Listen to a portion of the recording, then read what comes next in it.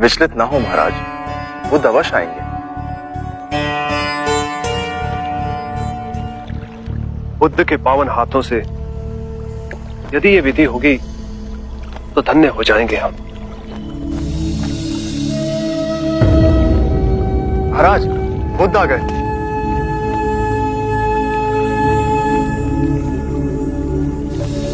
प्रणाम।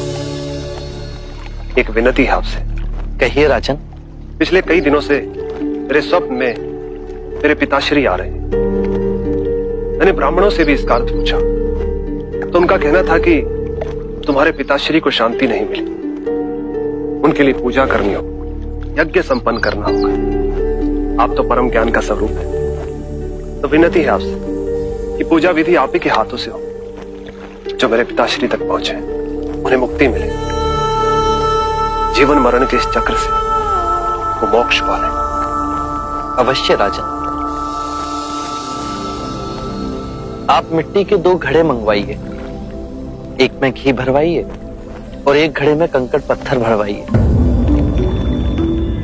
और उन दोनों घड़ों के मुंह कपड़े से बंधवा दीजिए और उन्हें लेकर नदी के तट पर आइए। मैं वहीं आपकी प्रतीक्षा करूंगा। मैं भी इसका प्रबंध करता हूं महाराज।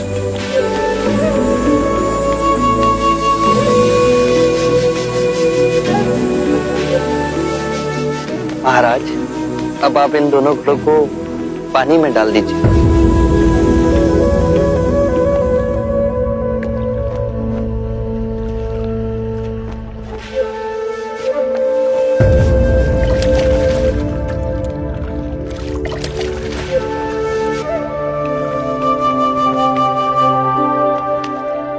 महाराज, अब इन दोनों घड़ों को आप तोड़ दीजिए।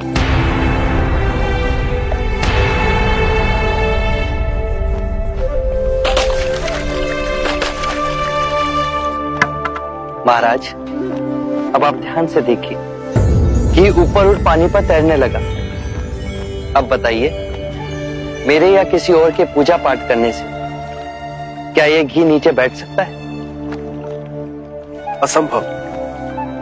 ये तो घी का स्वभाव ही नहीं। सत्य कहा आप। उसी प्रकार किसी भी पूजा पाठ, विधि विधान, कर्म कांड के द्वारा पानी के अंदर डूबे हुए कंकड़ पत्थर क्या ऊपर आ तैर सकते हैं?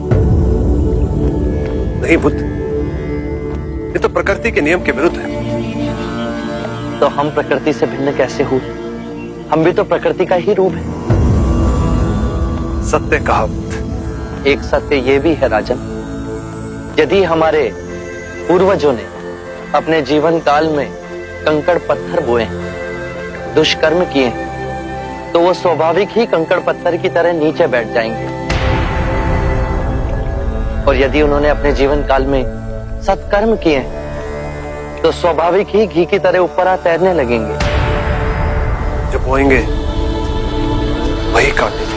परंतु इस शरीर रूपी जीवन काल में ही नहीं, अपितु इस शरीर रूपी जीवन काल के पश्चात वाली यात्रा में भी हम जैसे कर्म करेंगे वैसा ही फल मिलेगा।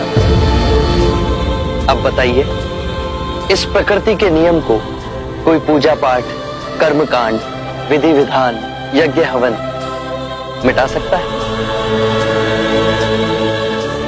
राजन, मैं भी इसको नहीं बदल सकता। केवल अच्छे कर्म ही मनुष्य की मुक्ति का द्वार खोलेंगे।